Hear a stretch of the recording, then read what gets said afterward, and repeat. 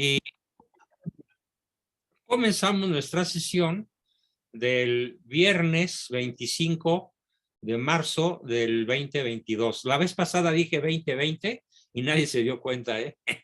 Cuando metan la pata, jálenme las orejas, por favor. Bueno, pues hoy tenemos dentro de lo que es nuestro ciclo dedicado a la guerra cristera y a la influencia de la masonería para esta masacre que ocurre bien entrado el siglo XX en la principal parte central del territorio mexicano. Al tenor de este tema, vamos a comenzar con un brevísimo y relampagueante repaso de lo que expliqué en la sesión pasada, que fue la primera dedicada al ciclo de la guerra cristera. ¿Cuándo comienza la guerra sin cuartel contra la Iglesia Católica y contra México? Tenemos 5 grandes acontecimientos. Así a vuelo de pájaro los repito. El primer gran acontecimiento que marca el inicio de las hostilidades abiertas de la masonería universal, en ese caso sentada en España, a través de la persona de un rey tonto y de un rey títere del sionismo, de la masonería, comienza el primer golpe contra México y la Iglesia con la expulsión de los jesuitas en la segunda mitad del siglo XVIII. Es el primer golpe artero, mortífero, con consecuencias que todavía hoy, con esta fecha, estamos cruelmente pagando. El segundo golpe es unos 50 años después, con el inicio de lo mal llamado guerras de independencia. Hidalgo no empezó una guerra de independencia. Para los que admiran a este cura ladrón, mujeriego, parrandero, borracho y jugador, literalmente un Juan Charrasqueado cualquiera, cuyo único mérito fue el de arrepentirse, por escrito, antes de ser fusilado por traición a la patria, después de ser degradado respecto de su carácter sacerdotal. Él no inició una guerra de independencia. Él lo que quería era colocar a la Nueva España bajo la férula de la anglósfera. Es decir, entregar a todos los 5 millones de kilómetros cuadrados que en aquella época tenía el virreinato de la Nueva España, entregarlo atado de pies y manos a los ingleses y a los norteamericanos, a la anglósfera. Pero entonces esto fue un golpe mortífero contra México. Así que en ese golpe están Hidalgo, Morelos, Bravo, Victoria y todos los mal llamados insurgentes, que de héroes tienen lo mismo que yo de físico nuclear, nada. El primer luchador y consumador realmente, iniciador y consumador de la independencia es Iturbide. Y en ese mismo paquete de años, el asesinato, la renuncia obligada y el asesinato de Iturbide es el segundo gran golpe contra México, porque ya para 1825, 24-25, con la primera constitución posterior al asesinato de Iturbide, se da ya una copia de la Constitución norteamericana aplicada a México. Una constitución masónica, atea, positivista, en el sentido de esta brutal y luciferina corriente filosófica que es el positivismo, que no tiene nada que ver con el pensamiento positivo de la mente optimista, no es por ahí. Ese es el segundo gran golpe de esta guerra permanente, de esta guerra sin cuartel del sionismo y la masonería contra la Iglesia y contra México. El tercer gran golpe se da con Benito Juárez. Se me quema la boca cuando le digo Benito, pero bueno, así decía su acta de nacimiento, ¿no? Beno Juárez, como suelo llamar. De benemérito igualmente nada, dado que toda su acción fue una constante lucha, permanente lucha para entregar a México al dominio yanqui. fueron, fíjense qué cosa más curiosa, y esto no lo he mencionado, fueron justamente los republicanos del norte de los Estados Unidos los que no quisieron el ofrecimiento de Juárez de anexarse por parte de los Estados Unidos a lo que quedaba del territorio mexicano, que eran los 2 millones de kilómetros que hoy tenemos, porque ya se había encargado toda la masonería de entregar la mitad más grande en un ataque fulminante también contra la iglesia y contra México. Entonces Juárez, por así decirlo, es el tercer gran golpe de esta guerra sin cuartel contra la iglesia y contra México. Juárez, en su momento lo conté, cometió muchas tropelías contra la iglesia, aparte de perseguir y fusilar sacerdotes católicos, de saquear la catedral varias veces y quedarse con los cientos o miles de toneladas de plata que los fieles católicos habían acumulado en casi 3 siglos de historia. Los tratados con el extranjero, sobre todo con los Estados Unidos, que convertían a México en una colonia yanqui y a la iglesia en esclava del Estado mal llamado Estado mexicano. Ese fue el tercer gran golpe. El cuarto gran golpe contra la iglesia en México, contra la iglesia católica y contra México como nación, fue algo que puede sorprender a muchos, pero que es la triste verdad. La mal llamada Revolución Mexicana, a la que yo en estricta justicia histórica llamo la robo con B de burro, revolución anti-mexicana. Todos sin excepción, no se salva un solo personaje que haya vivido, peleado, muerto, sido fusilado, etcétera, de ese periodo, que haya sido un buen católico o un buen mexicano. Qué triste, pero esa es la verdad. Así que el día 20 de noviembre, que se celebra esa revolución, yo suelo poner mi bandera a media asta. Esta bandera que tengo detrás de mí, suelo bajarla cuando menos ese día o los días aledaños. Y otras que tengo en otras partes de la casa, porque es verdaderamente el inicio del caos que hoy padecemos. ¿Y cuál es el quinto golpe? Bueno, pues el quinto golpe empieza justamente con la Guerra Cristera.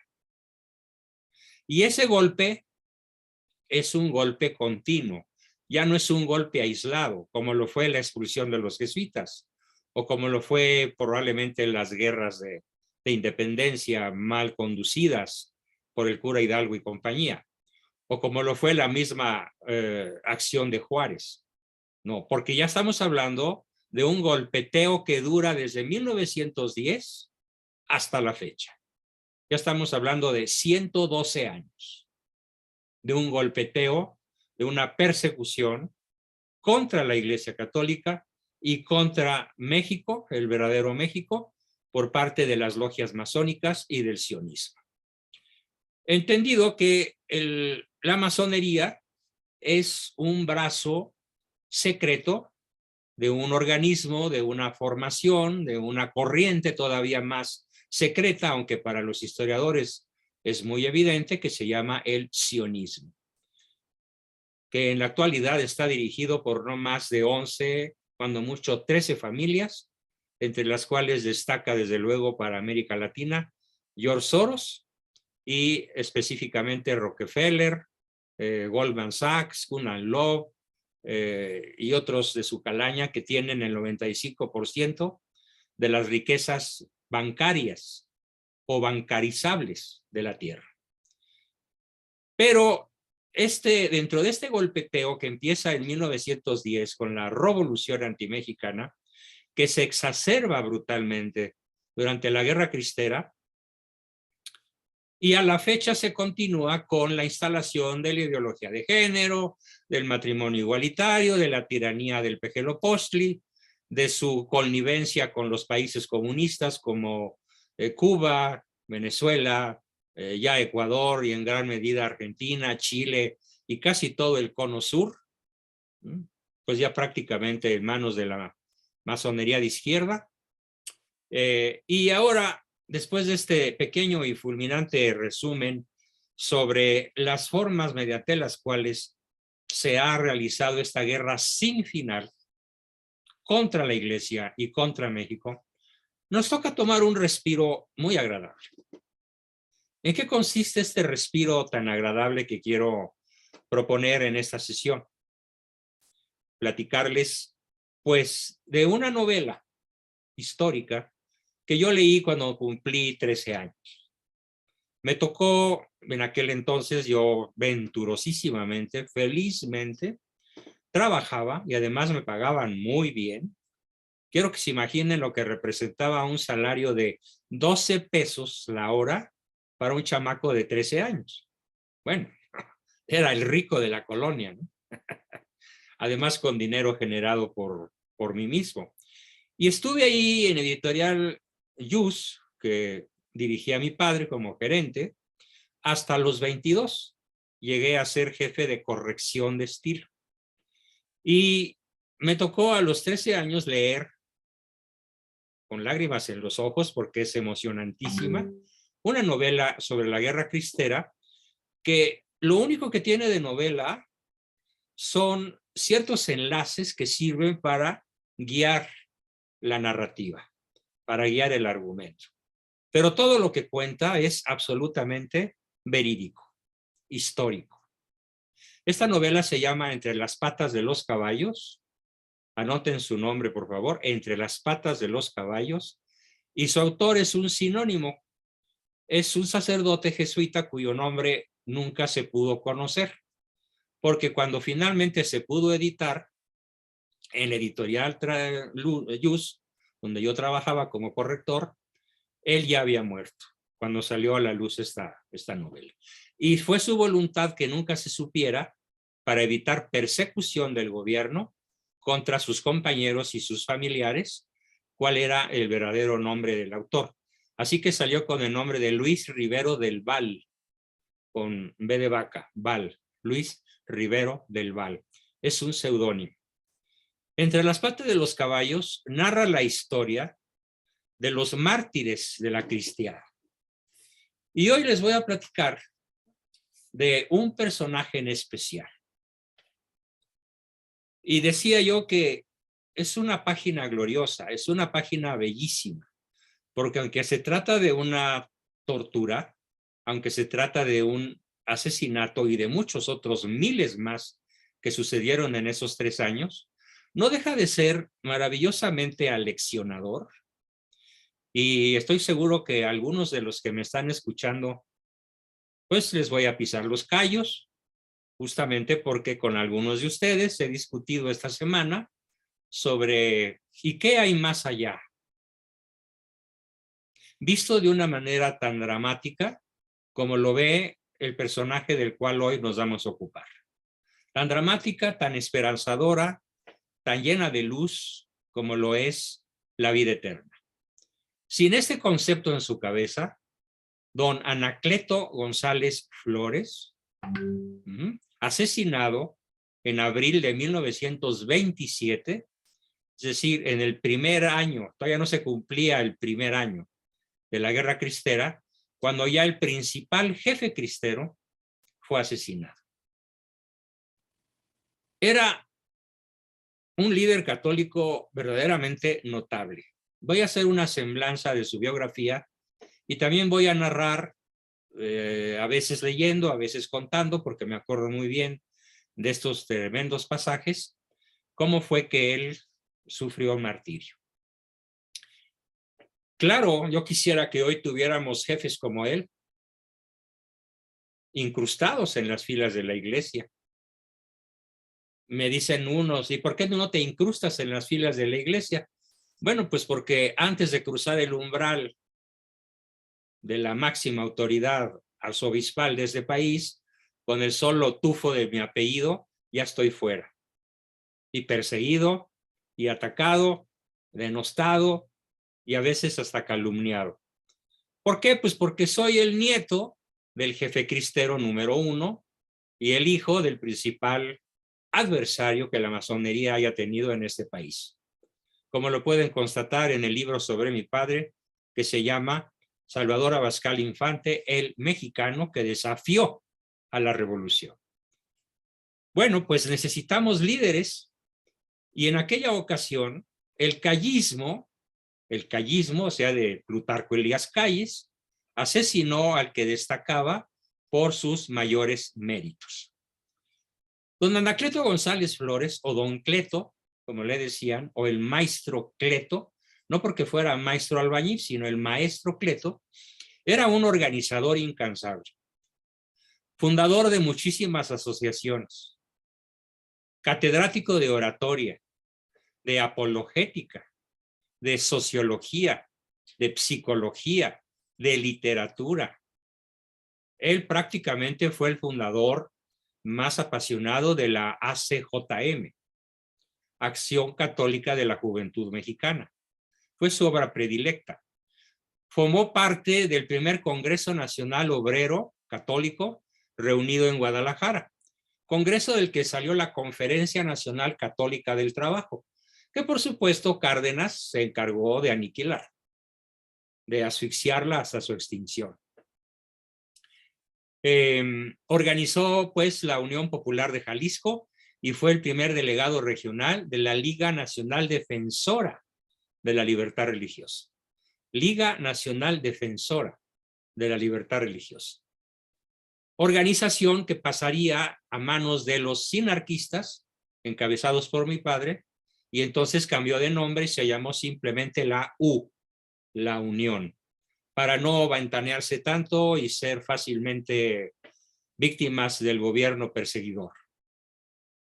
Don Anacleto, orador y escritor, brillantísimos, era la esperanza de quienes en aquella época sentían la necesidad de un jefe, de un líder que enarbolara la bandera de la justicia social proclamada por Cristo y anhelada también por el pueblo mexicano.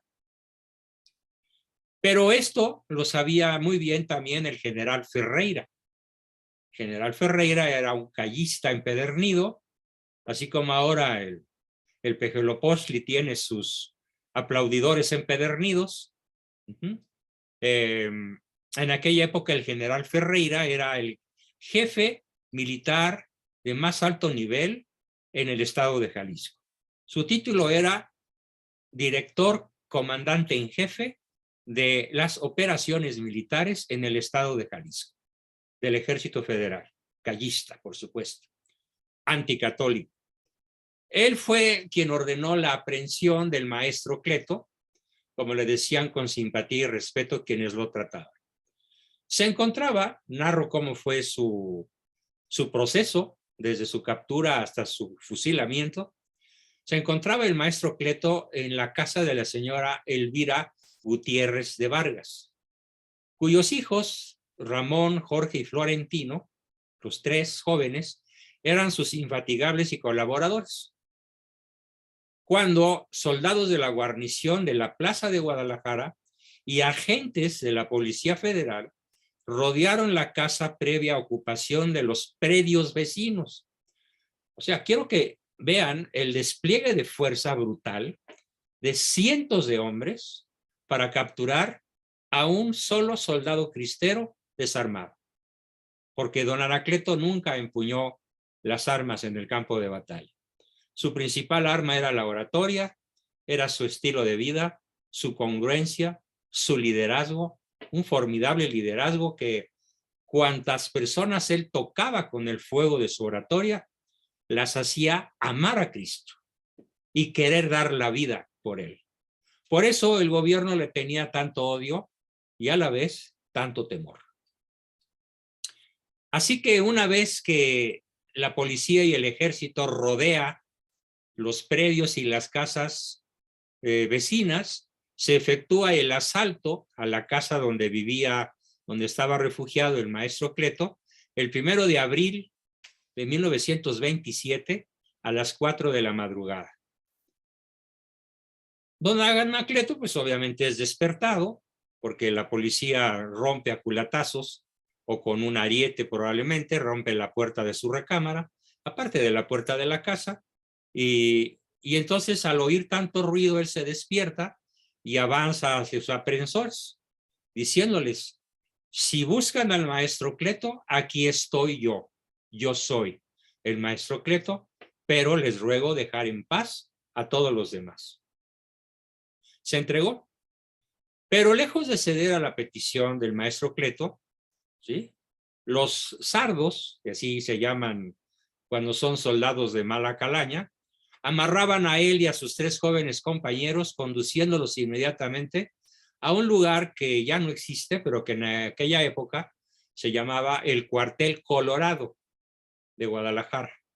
Probablemente en alusión a las tendencias comunistas que ya se conocían en México desde 10 o 15 años antes, porque ya Lenin había estallado la revolución en Rusia, 10 años antes.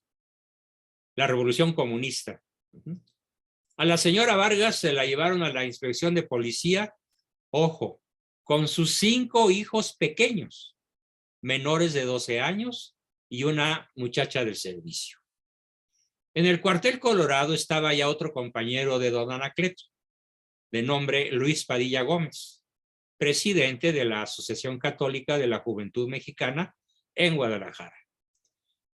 Todos los prisioneros se encontraron al general Ferreira en estado de gran excitación, pues amonestado por su incapacidad para pacificar el estado, lo había amonestado Calles: hoy eres un bueno para nada, tienes a los cristeros levantados, no los puedes dominar.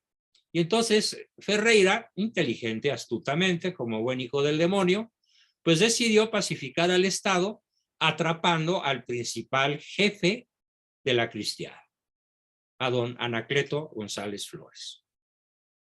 Sin darles de comer, los tuvieron amarrados hasta las 2 de la tarde, tirados en el suelo boca abajo, con las manos en la espalda, todavía hacía mucho frío en esa fecha. Entonces, en un supuesto proceso judicial, acusaron al maestro Cleto de tener comunicación y liderazgo con los alzados en armas. Los callistas no les decían cristeros, no les decían mexicanos, les decían criminales alzados en armas. Entonces Anacleto dijo la verdad: no, yo no dirijo directamente, yo no tengo una influencia directa sobre el ejército cristero. Y además no era una unidad, no era un ejército único, eran multitud de gavillas, de pequeños batallones, de algunos escuadrones, sobre todo cuando toma el mando el general Gorostieta, pero muy dispersos en 4 o 5 estados del centro de la República. No se podía decir que hubiera un ejército cristero, como por ejemplo hoy sí se puede decir que hay un ejército ruso de 200,000 hombres que invadió Ucrania. Bueno, con un éxito relativo, ¿no? Entonces, esta acusación él la negó enfáticamente, pero le formularon interminables interrogatorios que duraron días, pretendiendo que les diera detalles acerca de cómo estaba organizada la Unión Popular, transformada en delegación regional de la Liga Nacional Defensora de la Libertad Religiosa. Quiero que piensen ustedes en el paradójico asunto, en el absurdo, kafkiano asunto, de que una nación con el 95% de católicos en aquella época tuviera que defender su fe del gobierno.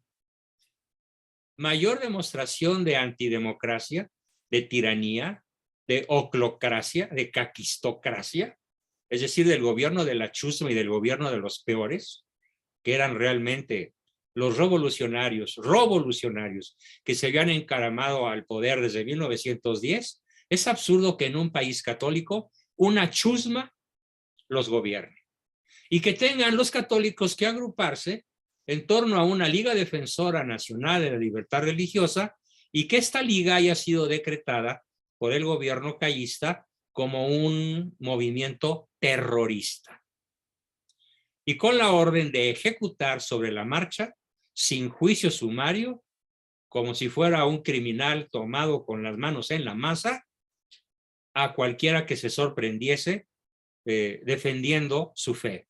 sobre todo con las armas en la mano. Los sardos, por llamarles de la menor agresiva forma posible, querían que Anacleto les diera los nombres de todos los jefes, así como saber cuáles eran sus planes, y de modo muy especial que les dijera dónde se escondía el muy famoso, viril, valientísimo arzobispo de Guadalajara, el ilustrísimo señor don Francisco Orozco y Jiménez. Ya quisiéramos hoy un personaje del valor, la cultura, la inteligencia, la presencia física, la oratoria, la cultura de aquel famosísimo, ilustrísimo don Francisco Orozco y Jiménez, arzobispo primado de Guadalajara. Pero viendo que no podían obtener nada de Anacleto, pues porque no sabía nada en realidad que pudiera él utilizar para salvar el pellejo, lo que sí, él sí sabía quién era el arzobispo, qué hacía el arzobispo, pero obviamente se negó a dar el domicilio, a dar señales de dónde se podía esconder este ilustrísimo arzobispo, y lo mismo que también se negó a dar los datos de dónde se escondían sus compañeros de la Liga Nacional Defensora de la Libertad Religiosa. Muy pronto, más pronto que tarde, recurrieron a la tortura física, brutal, bestial. Cualquier serie cinematográfica de narcos que hayan ustedes podido ver en Netflix o en algún otro canal de la televisión de paga o abierta, deja en calidad de niños de teta a los torturadores de estas series si los comparamos con la fama que tenían los callistas, los masones callistas de todos los niveles para torturar a sus víctimas. Lo desnudaron y lo colgaron de los dedos pulgares. Imagínense lo que es la tortura de estar soportando 70 u 80 o más kilos de peso con cuerdas perfectamente amarradas solo de los dedos pulgares. Obviamente el dolor no es solo en los dedos. Por la terminal nerviosa de cada uno de los dedos, que es una de las zonas más irrigadas de terminales nerviosas del cuerpo humano, las manos y los pies, el dolor era en todo el cuerpo.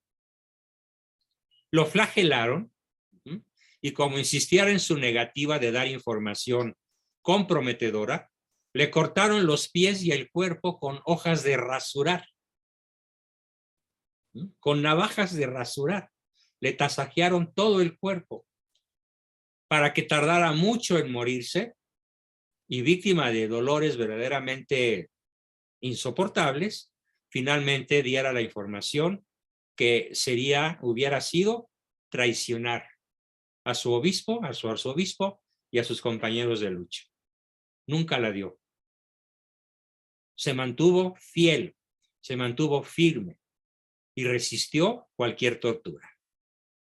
Esto lo digo con toda la intención de que, óyelo tú, mi hija, entiéndelo tú, mi nuera, de algunas personas que suelen hoy, ayer, antier, quejarse conmigo de la tortura que es algún recuerdo de su niñez, algún trauma causado por el padre o por la madre, o por algún tío violador, o por algún secuestro sufrido.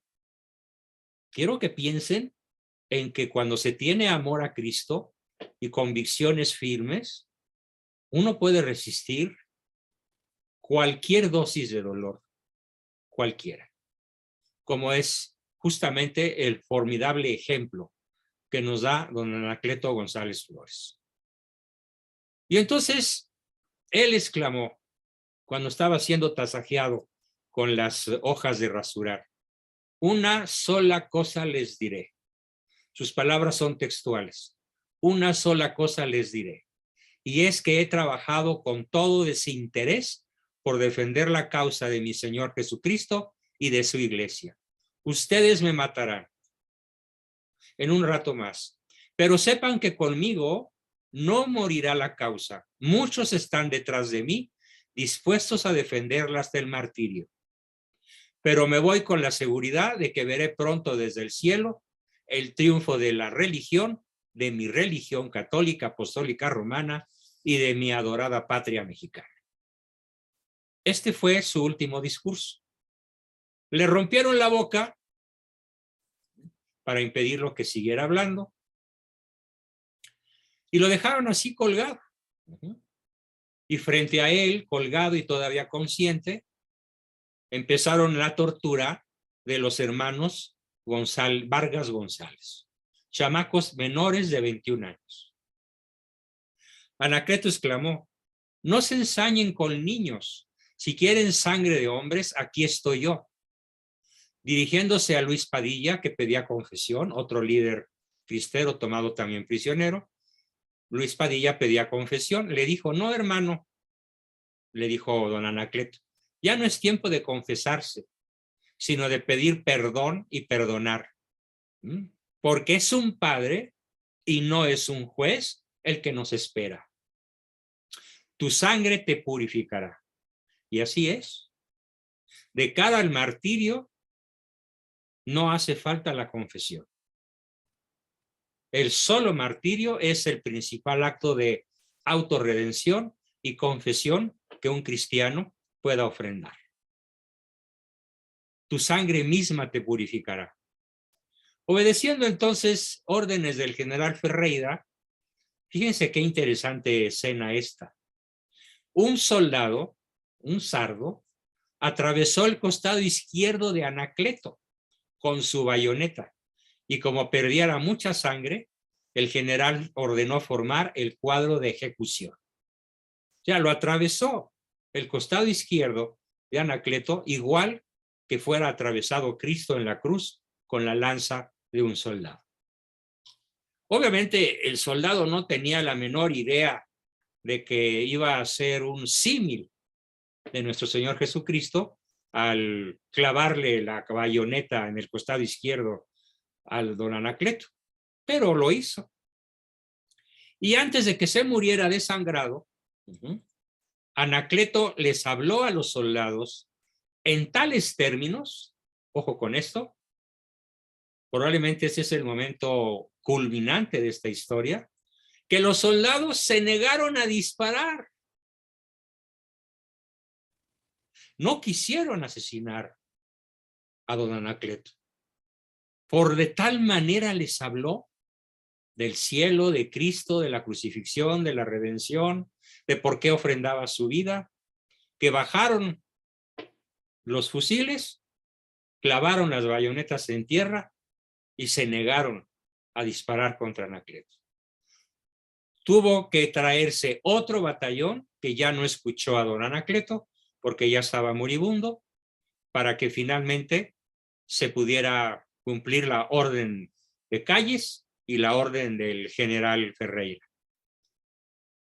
Entonces el maestro Cleto, ya moribundo, con el resto de las poquitas fuerzas que le quedaban, gritó: yo muero, pero Dios no muere. ¡Viva Cristo Rey! Es don Anacleto el que inaugura este grito de guerra que hoy un servidor y otros amigos míos hemos estado enarbolando para invitar a todos nuestros alumnos, amigos y mexicanos de buena voluntad a sumarse a una nueva cristiada, que obviamente no puede ser con los rifles 30-30 de aquella época, ni con misiles, ¿no?, de esos que vuelan a 33,000 kilómetros por hora y que harían 15 minutos de Moscú a Nueva York, y que espero que a Putin no se les ocurra usarlo. Los transónicos se llaman, que vuelan docenas de veces más rápido que la velocidad del sonido. Una cerrada descarga ahogó las últimas palabras de don Anacleto, recibiendo en el cuerpo el impacto de 14 balas. Cuando una hubiera sido suficiente. Enseguida fusilaron a 2 de los hermanos Vargas. A Florentino le perdonaron la vida porque tenía 14 años. Y él fue quien dio los detalles del martirio y de la ejecución de los mártires, así se les conoce, los mártires del cuartel Colorado de Jalisco, concretamente de la ciudad de Guadalajara. Mientras torturaban a don Anacleto, su esposa se presentó a las puertas del cuartel del general Ferreira, exhibiendo una orden judicial expedida por un juez honesto que amparaba a los detenidos. Todavía no ha sido fusilado, estaba siendo torturado, pero no le franquearon el paso ni se dieron por enterados del documento que hubiera impedido el fusilamiento de Anacleto y de los otros jóvenes. No se dieron por enterados del documento hasta que, consumada la infamia, o sea, ya fusilado Anacleto, le permitieron pasar, ya solo para ver el cadáver de su marido, suspendido por los pulgares y mutilado, y más las 14 balas en su cuerpo. Luis Padilla Gómez y otro joven cuyo nombre se desconoce fueron fusilados por la espalda, como si fueran traidores a la patria, ese mismo viernes en el cementerio municipal. Por la noche, los sardos tuvieron a bien entregar los cadáveres a los familiares. La madre y los hermanos de los Vargas fueron puestos en libertad y al ver aquella a su hijo Florentino junto a los despojos de Jorge y Ramón, exclamó: «Ah, querido hijo, qué cerca has estado de la corona del martirio. Tal vez, hijo mío, necesitas ser aún mejor de lo que eres para merecerla». ¿Qué palabras de una madre? En vez de decirle: «Ay, qué bueno que no te fusilaron, qué bueno que salvaste la vida, qué bueno que Calles o Ferreira te perdonaron la existencia». No. Vean lo que es una madre cristiana de a de veras. Y señoras, imítenla. ¿Qué le dice la mamá al sobreviviente? «Ay, querido hijo, Florentino, qué cerca has estado de la corona del martirio. Tal vez necesitas ser aún mejor de lo que eres para merecerlo». Bueno, me descachucho, me cuadro y que suene el himno nacional, sobre todo en la estrofa de «Y por el dedo de Dios escribió». Miles de personas de todas las condiciones sociales desfilaron por días o por muchas horas ante los cadáveres. Anacleto González Flores, ya muerto, parecía sonreír. Tenía los ojos abiertos y ninguna contracción desfiguraba su rostro. A pesar del brutal dolor al que había sido sometido, su rostro reflejaba una profundísima alegría, una profundísima paz, lo cual causaba una enorme admiración en todas las personas que lo veían. Estas personas de todas las clases sociales de la ciudad, y aún vinieron de los alrededores, tocaban el cuerpo de Anacleto con crucifijos, medallas, rosarios, flores y una infinidad de objetos. Cuando fue llevado a su casa, la sangre le fluía aún y con ella empaparon numerosos lienzos. Después los cortaron en pequeños trocitos que conservaban como reliquias incontables personas.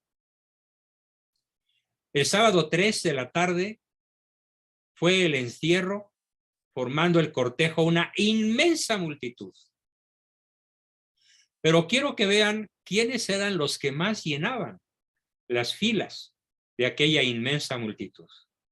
Eran obreros de la ciudad de Guadalajara y de otras zonas aledañas a la ciudad. Imagínense que hoy hay un mártir cristiano. Pues, ¿quiénes irían a su cortejo fúnebre? Tal vez algunas ancianas, tal vez algunos católicos fervientes de diferentes edades, pero evidentemente no irían sindicatos de obreros. Porque además de tenerlo prohibido, tendrían pánico de siquiera ser identificados como católicos. En el cementerio,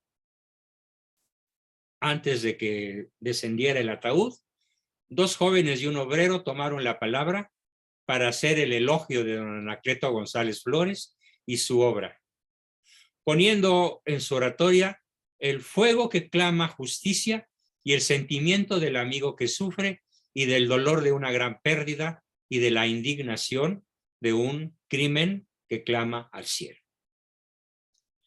Aquello no parecía un entierro, narran los historiadores de la época y desde luego los testigos que después contribuyeron con don Luis Rivero del Val a que esta formidable historia entre las patas de los caballos fuera escrita y publicada por mi señor padre allá por los años de 1960, probablemente.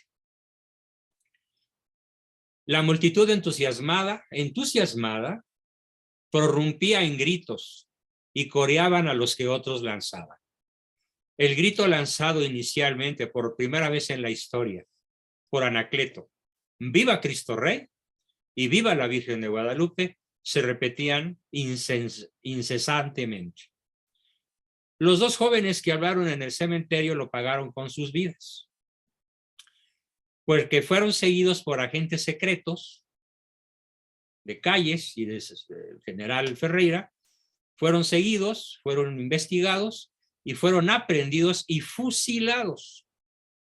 El único que logró salvarse vivo fue el obrero que había hablado en el entierro de don Anacleto, que logró escabullirse entre la multitud por ser más joven, más ágil, más fuerte tal vez, logró salvar la vida.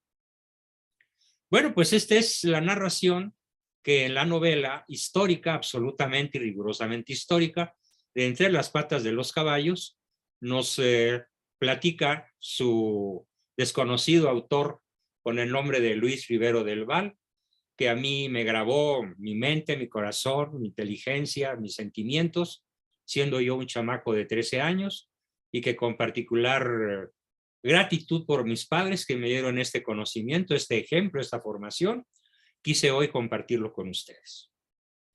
Estoy terminando mi exposición unos minutos antes de lo acostumbrado, en honor a que, bueno, el tema lo abarca toda la sesión. Espero que haya muchas preguntas, muchos comentarios, además de que créanme que ya agoté mi capacidad expositiva porque estoy haciendo un esfuerzo físico fuera de lo común. Bien, comenzamos entonces con nuestra sesión de preguntas, aportaciones, comentarios, dudas, etcétera. Tenemos primero a una bella dama, Miriam. Adelante, por favor. Hola, noches. Gracias. El cuartel Colorado sí existe todavía, se llama Museo de... ¿Sí? Sí existe, pero ya no se llama así, supongo. No, pero arriba en la entrada del museo dice Cuartel Colorado. Están las letras ahí en la fachada del museo. Mira qué dato tan interesante. Sí, y se llama Museo del Ejército. De hecho, si lo buscamos como Cuartel Colorado, Guadalajara, sale el museo con la dirección es Valentín Gómez Farías, número 600, Colonia Reforma, Colonia 44890, y está cruzando con la avenida Belisario Domínguez. Pues es muy céntrico. Sí,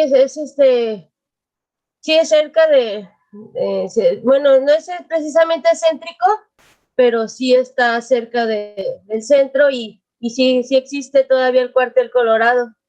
Pues muchas gracias, Miriam, por darnos a conocer un dato que, a pesar de que yo viví en Guadalajara una buena cantidad de años, nunca me enteré de eso, fíjate. Sí, para que cuando venga, si Dios quiere, pues puede visitar el Museo del Ejército. ¿Cuál es el contenido del museo? ¿Qué hay ahí?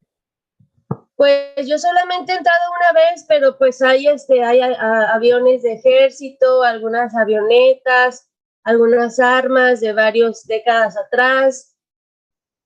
Pues sí, un museo sobre las armas del ejército. Sobre todo de aquella época, probablemente. Sí, y pues solo he entrado una vez, pero yo sé que es allí donde torturaron a Anacleto, porque pues mi mamá es historiadora y ella investigó mucho sobre Anacleto.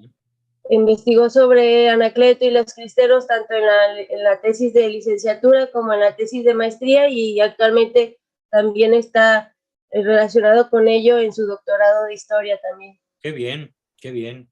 Oye, ¿y algo que le hayas oído a tu mami que nos quisieras aportar, aparte de tu ya formidable aportación, sobre este gran santo mexicano, que pues ya fue Sí, canonizado, ¿no? Creo que por San Juan Pablo II, ¿no?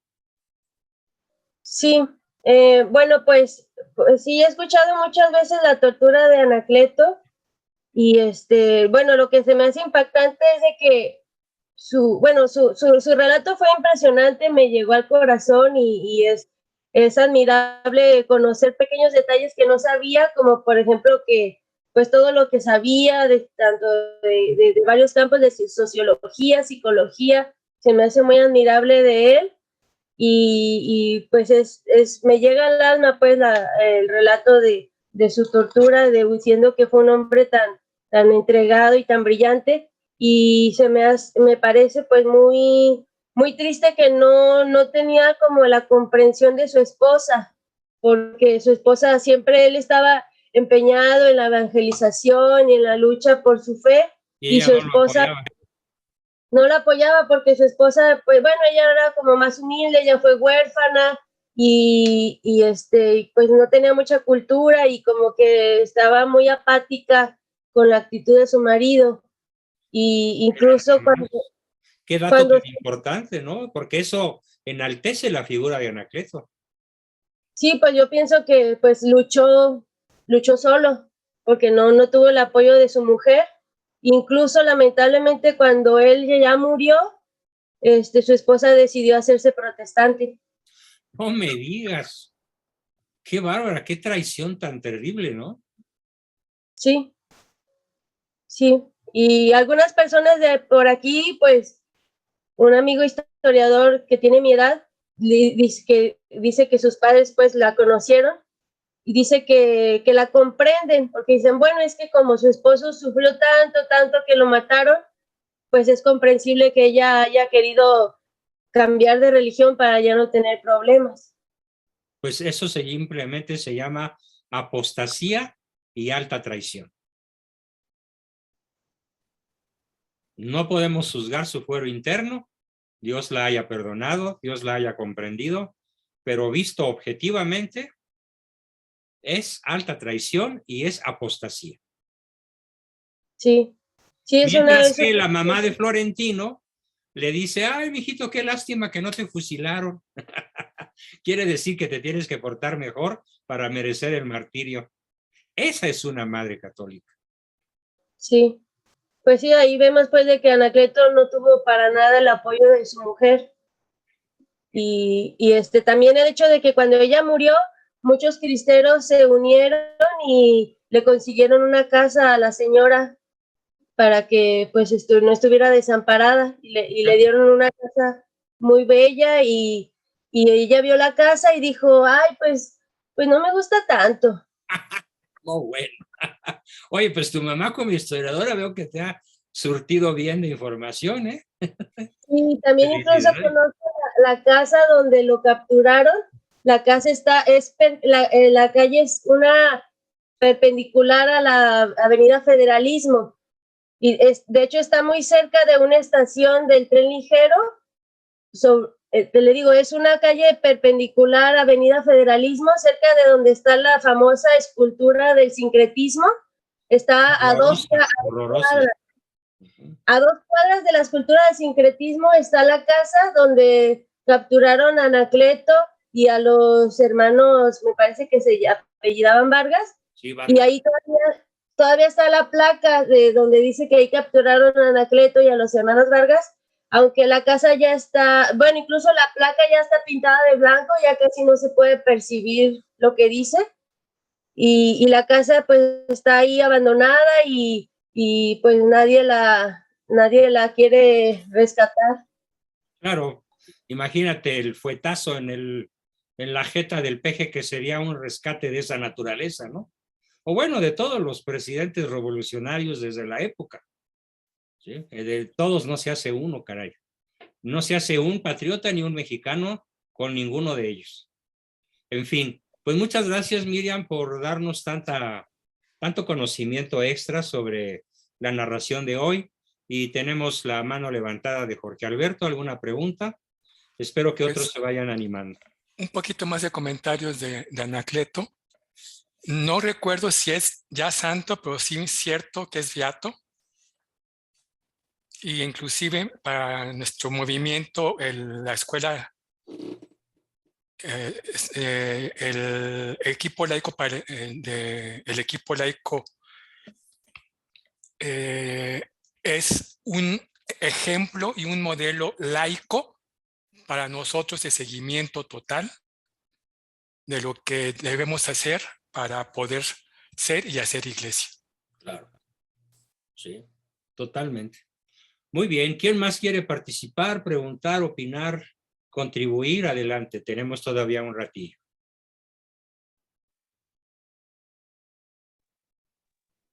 Yo quisiera hacer una pregunta. Adelante, Mario, claro. Hay un escritor que se llama Jan Meyer. Jan Meyer. Jan Meyer. Jan Meyer. O más concretamente, Jan Meyer, porque es francés. ¿Lo conoces? Sí, claro. ¿Y tu opinión cuál es? Bueno, es un buen historiador, es un buen católico, es un hombre crítico. Él escribió un libro que se llama La Cristiada. Y escribió otro que se llama... no es cierto, me estoy confundiendo. Pero... Bueno, entonces yo creo que tengo por ahí ese libro. Entonces vale la pena leerlo, ¿no? Pues léelo, desempólvalo y ponte a estudiarlo. Tiene datos verdaderamente apasionantes e interesantes. Él tiene la ventaja de que es un tipo de mentalidad europea, frío, analítico, objetivo, y lo mismo señala los abusos de algunos grupillos por ahí que bajo la bandera cristera cometieron abusos, sin ser cristeros de corazón. ¿Sí? Y señala esos abusos de esos grupos, pero puede diferenciar muy bien la razón de ser de los auténticos cristeros. ¿Sí? Vale la pena que leas el libro. Gracias. Ándale. Muy bien, tenemos la pregunta o colaboración de Alejandro Familiar. Alejandro, adelante. Vamos, hombre, pues un abrazo y mucha salud, caramba. Acércate mucho que estás lejísimos, el sonido no se oye. Ah, perdón, ¿me oye? Ya, un poco mejor. Bueno, que es todo, bueno, iniciar con un deseo de salud muy importante, muy prominente. No se te oye nada, Alex. Estás hablando muy bajito. A ver. Ahora sí. ¿Ya? Ya. Ok. Bueno, primero lo de la salud, pues sí, nos impacta mucho, ¿no? Tu salud, ojalá se retome, no sé de qué forma, porque sabes que yo pasé un herpes y lo superé, gracias a Dios, pero es terrible, ¿no? Y por lo demás quería preguntar o sea, entendiendo el sentido sí, del movimiento cristero, me entra duda, o sea, únicamente los cristeros se levantaron para defender su fe, o en determinado momento también pretendían derrocar al gobierno. A ver, repíteme tu pregunta.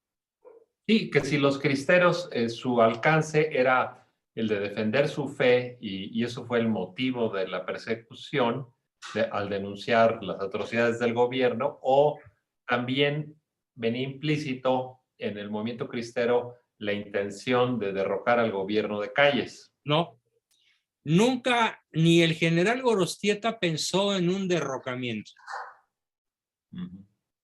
Todos los cristeros auténticos, que eran la inmensa mayoría de los que traían su ida al campo, como ellos decían, para pelear por la fe, por la apertura de las iglesias, por el restablecimiento del culto.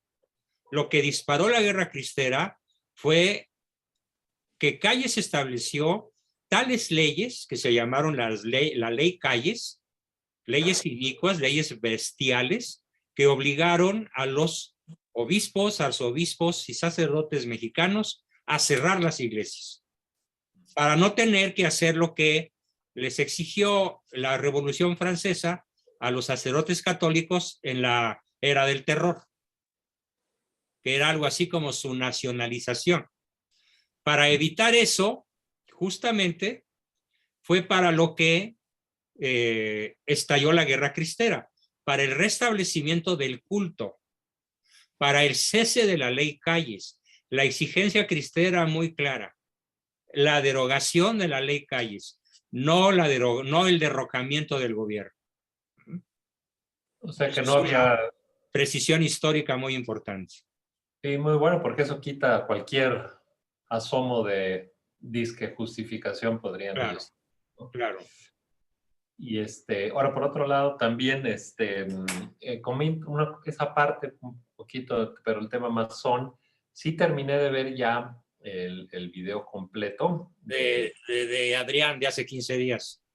y sin embargo me quedé con la impresión, a lo mejor me brinqué algo que supuestamente yo puse mucha atención. Me quedó la impresión en lo que él dijo de que él pudo salir con mucha facilidad de la masonería y que realmente siempre había sentido un apoyo extraordinario de los masones entre ellos. Estoy mal ahí en su testimonio. Nunca... Enciende tu micrófono que silencia el grupo porque había un perrito ladrando. Enciéndelo, sí. Ya, a ver si me escuchan. Te quedaste con la impresión de que para Adrián fue fácil salirse. Sí, hasta amigable, y puede regresar cuando quieras y que tuvo muchos apoyos en el sentido de que, no sé, lo que necesites, casi, ¿no? Pues mira, yo no puedo corregir a Adrián porque él transmitió su experiencia como fue. Ajá, pero a mí me contrasta porque yo había escuchado de otra gente que voy a buscar esos testimonios que también fueron exmasones y hablan, y otra gente que opina sobre masonería, que es muy difícil salir casi con los pies por Yo delante. conozco a otros, incluso muy cercanos a mi familia, un tío político que le costó la vida salirse de la masonería. Eso es lo que yo... Y de hecho, yo narro ese pasaje en el segundo tomo de mi novela Desde el nido de la serpiente. Lo narro como yo lo conocí de adolescente. Yo conocí cómo él prácticamente perdió la vida de su decisión de salirse de la masonería. Ahora también en el video que vimos, la persona que lo expuso, se me fue su nombre, él tenía un grado muy al inicio de la masonería, ¿no? Pues sí, pero a lo mejor eso fue lo que le facilitó. Pero yo no quisiera por eso demeritar la hazaña que es salirse. Claro. Sí. Sí. No, nada más era esa presión. Y también otra, ya no comento más que te quiero aplaudir mucho, Juan Bosco, porque tu posición muy valiente de apoyar a Rusia ahorita en contra Del sionismo. De la sarta de mentiras y el estigma pavoroso que se le quiere etiquetar a Rusia. Conste que no estoy de acuerdo con que si es verdad que Putin ha ordenado bombardeos a zonas civiles, me parece criminal. Mira, yo tengo ahí muchos testimonios, no sé si quisiera, yo los he estado enviando. Por eso dije sí. Sí, bueno, es muy claro cómo los ucranianos han masacrado a su propia gente. Eso sí, también, eso sí me consta. Sí. Pero no solamente en el conflicto que empezó hace un mes, sino desde el 2008, si mal no recuerdo. Ya son 14 años. 14 años de causar bombardeos constantes en la región del Donbass, que se puede decir que ya recuperó Rusia. Sí. Indudablemente ya toda la región oriental de Ucrania ya es nuevamente rusa y ojalá sí siga, porque eso es garantía para su población, para la población autóctona de esas dos provincias del Donbass. Sí, bueno, ojalá en el grupo la gente esté sobre esta línea, porque hay mucha evidencia. Si alguien quisiera evidencia, yo se las podría proporcionar para desmontar. No, pues no, es que todos la queremos, desmóntala, ayúdanos a tener un conocimiento más profundo de un conflicto que está generado desde The City, en Londres, desde Wall Street y desde Washington. Literalmente. Sí, exacto. Bueno, ya, ahorita me diste, bueno, ya nomás por hacer ligera algo, ya no va a ser la región del Donbass, sino del Bombás. Del Bombás. Ojalá ya no. Ojalá las hostilidades cesen pronto. Pero lo veo muy difícil porque, como lo decía antes de la sesión, pues resulta que en Ucrania está el principal negocio de los Biden. No, de los Biden y también de los... Y de todo el Deep State. El Deep State. Biden es nada más uno de tantos. De tantos, sí. Y ahorita el más visible por ser el presidente. ¿Sí? No, y ya hay una orden dictada de arresto, lo vi hoy, de Rusia hacia Soros. Orden de arresto contra Soros, ojalá lo pesquen a este hijo del demonio, ¿no? Es verdaderamente un prófugo del Averno. George Soros y sus camarillas y su camarilla de dueños del capital, ¿no? Pero bueno, lo dudo muchísimo, ¿eh? Dudo mucho que esa orden se pueda cumplimentar. Debe tener una protección de todos los agentes de la seguridad yanqui, que son como 200 asociaciones de tipo militar y paramilitar y policial, las que guardan la estabilidad del Estado yanqui, ¿no? Sí. Aparte de la NSA, el FBI, la CIA y otros muchísimos grupos cuya existencia no conocemos, deben estar resguardándolos a todos ellos más que nunca, ¿no? Ok, yo me ofrezco a enviarlo. He publicado mucho en Telegram, pero lo voy a mandar por WhatsApp porque es más fácil. Mándalo por favor, porque es la que usamos, ¿sí? Bien, gracias Alex. Tenemos a Catalina. Adelante, Katy. Sí, doctor, buenas noches y buenas noches a todos, compañeros. Entré un poco tarde, así que no sé si ya comentaron, pero escuché que usted preguntaba si Anacleto González Flores ya fue canonizado. Sí. Entonces aquí en la página del Vaticano nada más menciona que fue beatificado el 20 de noviembre del 2005. No hay otro mensaje, pero sin duda dice que pues es el beato para los católicos mexicanos. Más importante. El más importante, y obviamente que pues nosotros debemos de alegrarnos y confiar en él. Y mi aportación sería que lo debemos de dar a conocer porque mucha gente no lo conocemos, me incluyo, y hay que hablar de él, hay que hablar de él. Por eso decidí hoy, justamente dentro del tema que nos ocupa, dar a conocer un breve episodio de su vida, que es su martirio. Sí. Y ya por último, doctor, que nos diga qué es eso de la nueva cristiada de su iniciativa. Bueno, yo tengo una iniciativa que no ha tenido buena suerte o no ha sido exitosa porque ha habido diferencias muy hondas entre el grupo fundador. Alguna vez ya lo comenté y lo vuelvo a comentar. Mis diferencias más hondas se deben a que en alguna de las personas fundadoras se da lo que yo llamo como psiquiatra, psicólogo, terapeuta, pensamiento mágico. No puedo admitir que una persona publique en su Facebook, corran todos a confesarse, porque el 22 de noviembre del año pasado, la Ciudad de México quedará destruida. Por favor. ¿Eh? Ahí fue la ruptura. Entonces estoy buscando rehacer mi equipo de primer nivel, conseguir más soldados, generar simpatías al movimiento Viva Cristo Rey, pero con una rigurosa selección de mentes y espíritus.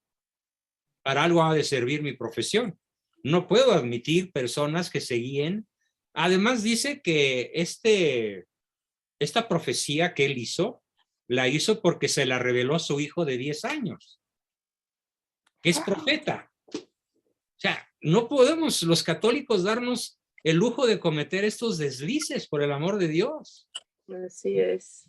Entonces sí ha sido muy difícil el lanzamiento de este proyecto, pero espero no morirme sin tener algún avance. El que Dios me permita. ¿Sí?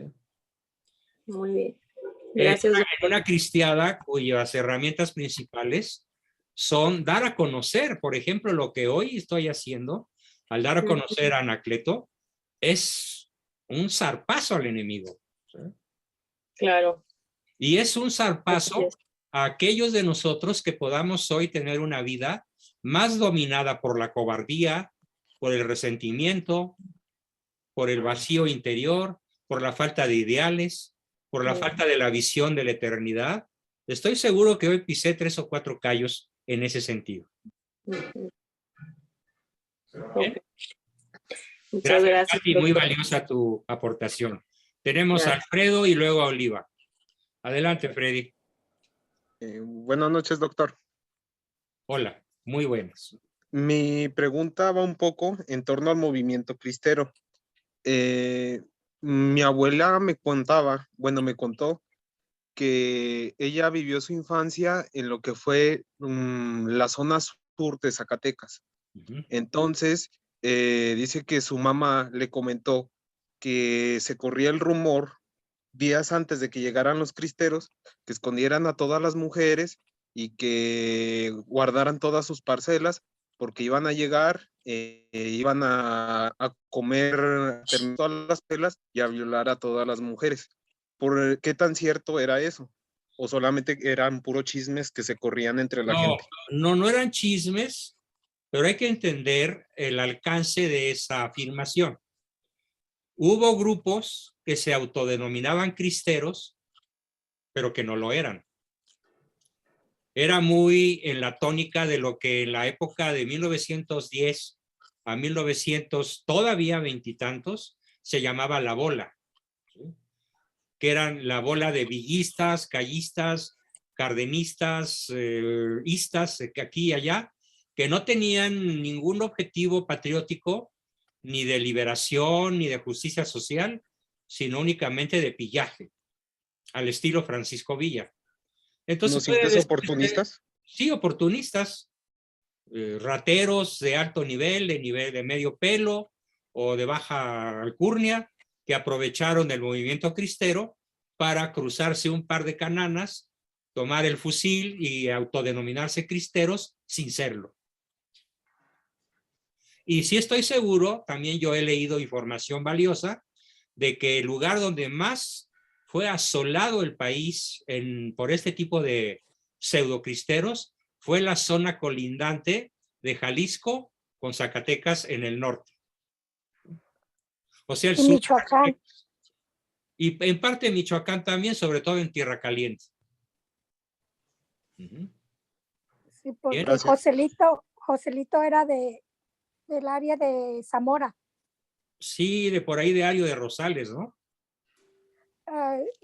Es del área de Zamora, ahí está cerca, como a una media hora, el lugar, su casa, y hay un museo.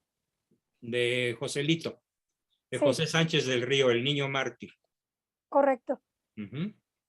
Ese que al que le cortaron la lengua y ya no podía gritar "Viva Cristo Rey", pero señalaba con su manita el cielo, ¿no? Y también y le sus plantas de rasuraron los pies. las plantas de los pies y lo obligaron a caminar de alguna manera cruel con esa mutilación. Pero, ¿qué querías preguntar, Oliva? No, ya. Querías aportar lo que nos dijiste. Sería comentar que acerca de la consagración, que hubo algunos analistas católicos, incluyendo el señor Román, que estaba diciendo que hubo algunos detalles con el Papa, obviamente el sentado, los obispos hincados, y bueno, ya se comentó acerca de lo de la tierra del cielo o algo así.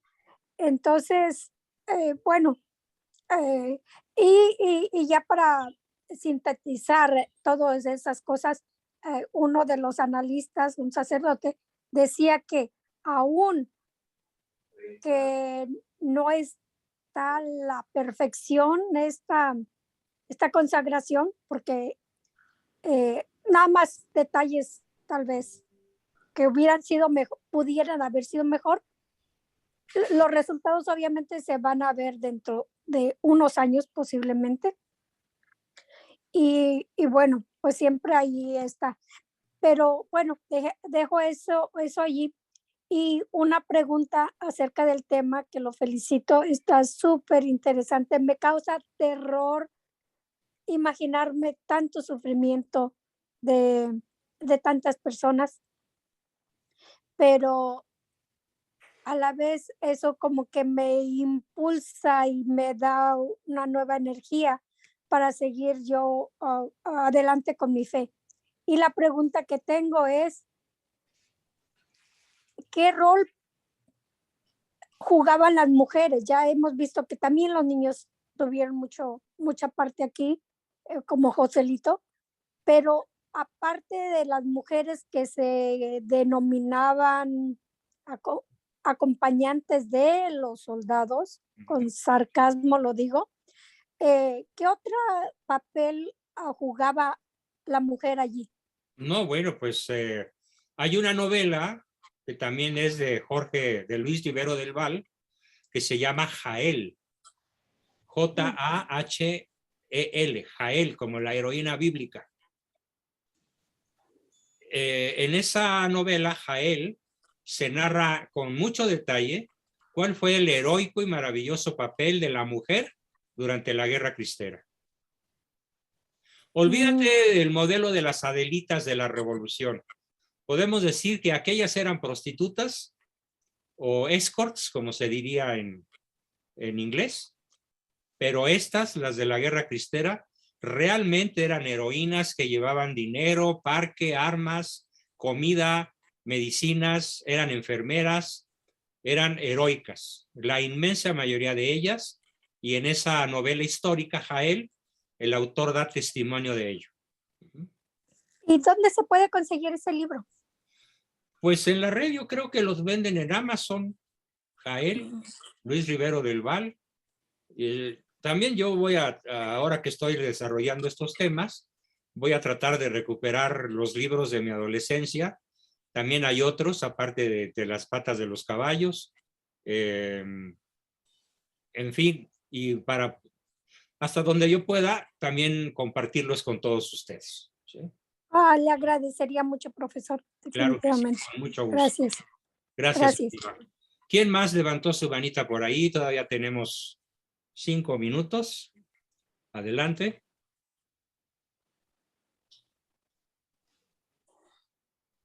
Bueno, antes de que, si alguien...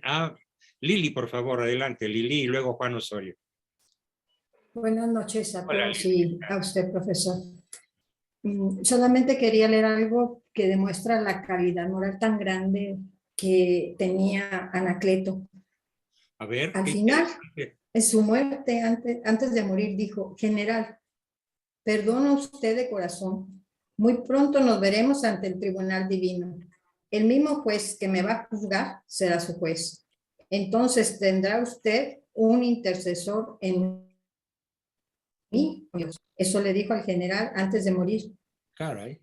Sí, y fíjese que los obispos mexicanos lo han nombrado como patrón de todos los laicos en México. Es nuestro patrón. El patrón de todos los laicos. De todos los laicos es el patrón. Y aquí en la Comisión Diocesana de Laicos, donde trabajamos, también lo tenemos como patrón y ejemplo a Anacleto González. Sí. Y ya por último, nada más, lo que decía usted de la mamá de los hermanos Vargas, mis respetos para ella. Me recordó a mí a la mamá de los Macabeos. Sí, exacto. Algo por el estilo. Es el modelo de la madre de los Macabeos, de lo bíblico, ¿no? Así es, profesor. Bueno, ese era el comentario. Muchas gracias y gracias por la clase. A ver, aquí tenemos un dato que nos está dando un buen amigo, Esteban Avelar. La novela se llama Novela Cristera Jael, por David Guadalupe Ramírez. A ver si la pone en la web. Sí, está en el chat del grupo, por si lo quieren copiar. De todas maneras, lo voy a subir a la red, lo voy a subir al chat antes de que se borre la información. Gracias. Muy bien. También la película que se hizo de los cristeros, ahí se ve mucho también el trabajo que hicieron las mujeres en ese tiempo. Una película muy buena que la protagoniza Andy García. Buenísima, manera cristiada se llama, la Sí. cristiada. cristiada. Ahí se ve el papel de la mujer en la cristiada. Sí. Sí, un papel literalmente heroico. Ujú. Sí. Muy bien, tenemos a nuestro buen amigo Juan Osorio. Adelante, Juanito, ¿qué nos quieres aportar? Buenas noches. Nomás le quería comentar que parte del papel de las mujeres fue el abastecimiento de parque a todos los grupos cristeros. Sí. Y por eso los soldados en venganza las rapaban y les decían las pelonas. Porque cuando las atrapaban, porque dentro de sus vestidos guardaban todo el parque que lo llevaban a los cristeros, las pescaban el ejército y las rapaban para irlas reconociendo y no lo volvieran a hacer. Entonces ellas volvían otra vez a hacerlo, se ponían pelucas y lo volvían a hacer. Eso me explicó mi mamá. Y mi papá. Qué buen ejemplo. No, pues gracias. Gracias por esa maravillosa aportación que pues sigue enalteciendo nuestros espíritus, ¿no? Claro. Bien. Pues magnífico. A ver, tenemos acá la manita de Lourdes Méndez. Adelante, Lulu. Buenas noches. Hola, doctor. Yo quiero saber, porque no entiendo, por qué ese odio, ese coraje contra la religión católica. Yo no he visto que otras religiones las ataquen así. ¿Por qué razón? Bueno, pues tendríamos que dar todo un curso de teología histórica, pero brevemente explicado te diré que es, a ver, ¿cuál es el odio principal del demonio? ¿A quién odia más el demonio? A la Virgen María. A Dios. No, no A la odia mujer. más al que A odia Cristo. a Cristo. A Cristo. Sí. A Cristo. Y en general, ¿qué es lo que más odia el demonio? Al ser humano. La vida humana. Sí. La vida humana. Entonces, ¿cuáles son las pasiones del demonio? La no vida, el negar a Cristo, el perseguir a Cristo, está en su ADN, está en su esencia misma. Porque ¿qué quiso hacer el demonio? Convertirse en Dios por su sola voluntad, ser Dios. Él no quiso ser como Dios. Él quiso desplazar al Altísimo de su trono y ocuparlo él y declararse él. Entonces, desde que la historia comienza hasta la fecha y hasta la consumación de los siglos, el demonio no ceja en su intento de ser reconocido como Dios.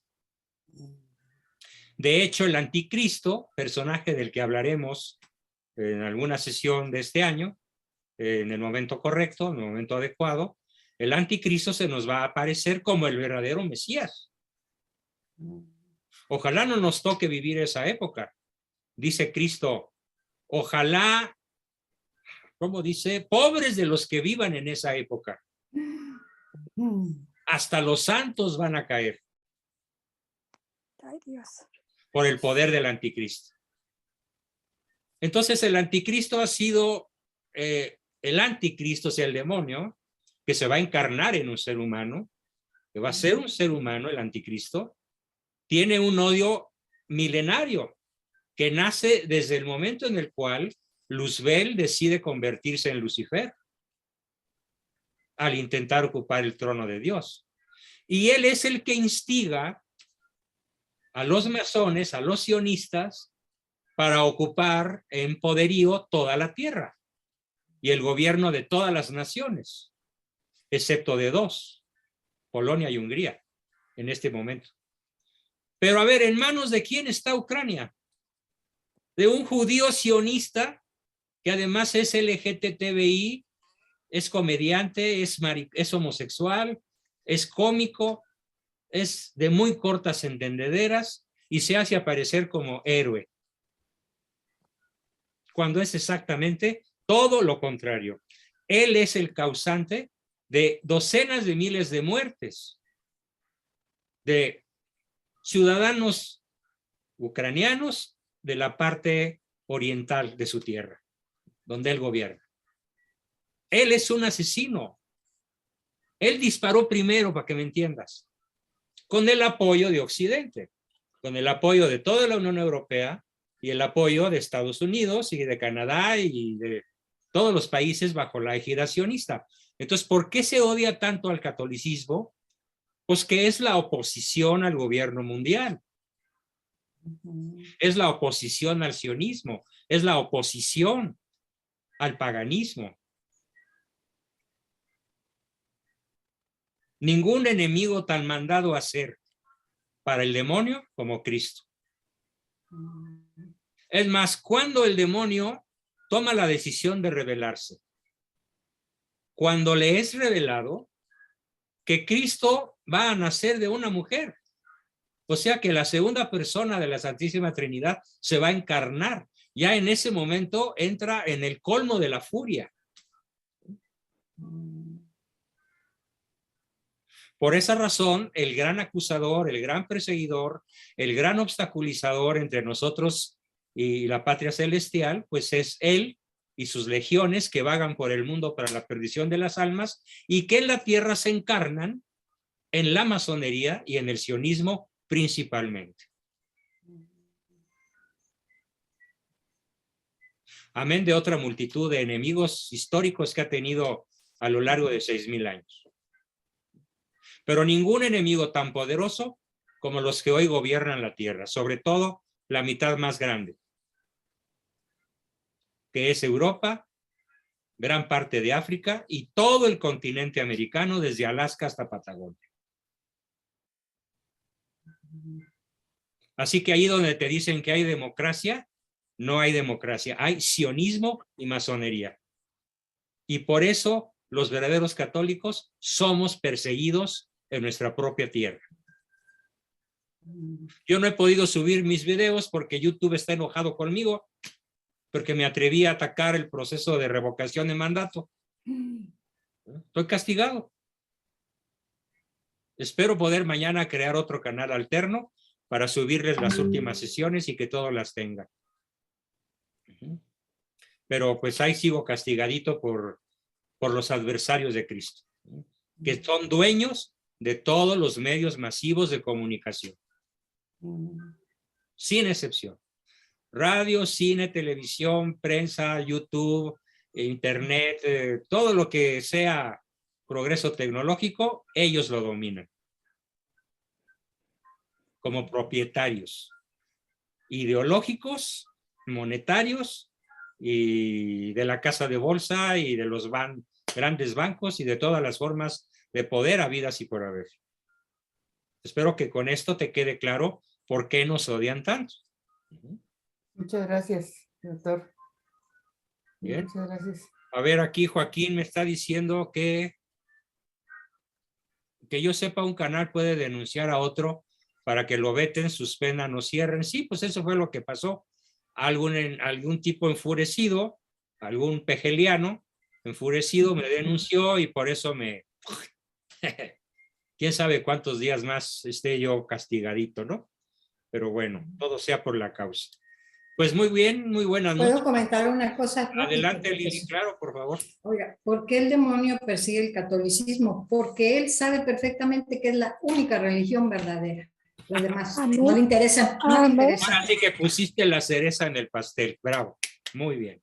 Yep. Sí, porque ¿por qué no persigue a las demás? Pues porque son chafas. ¿Sí? Claro. Son como el aeropuerto del malo, ¿no? Ya se inauguró, ¿no? ¿Sí? El lunes fue inaugurado, pero pues no hay agua, no hay restaurantes, no hay acceso. No hay baños, no hay nada. No hay pasajeros, no hay vuelos. Solamente te ayudas. Ya no hay, las hubo un ratito nada más. Así, ¿verdad? Sí. Ya desaparecieron también. Todos los reportajes posteriores dicen que está vacío y que los pasajeros que intentan llegar se dan unas pérdidas terribles porque ni siquiera hay cobertura de celular para que el GPS te guíe con precisión. Ni siquiera eso. Bueno, pero un muchacho comentó que le costó más el trayecto de ir desde el aeropuerto y que lo que pagó del boleto del avión. Claro, le salió más caro. Sí, cierto. Sí. Si a mí algún día me obligan a volar de ese mequetrefe aeropuerto, te juro que me voy por tierra o en auto o en camión. pero no voy a ir a Santa Lucía, ¿no? Que parece todo lo contrario de Lucía. Más bien es el reino de las tinieblas informáticas, ¿no? No llega la red, no llega el celular, no llega nada. No, y aparte toda la población que está alrededor de Santa Lucía están sufriendo un problemón de tráfico que tardan 2 o 3 horas en salir a México. En fin. Y como un último dato del beato Anacleto, su origen era humilde, totalmente humilde, y fue creciendo a base de estudios y esfuerzo, y tenía una relación hasta con los obispos y con toda la gente que lo conocía, lo querían mucho. Sí, claro. Yo creo que tendremos espacio para ya no hablar tanto de su martirio, cuanto de su modelo de liderazgo en próximas sesiones.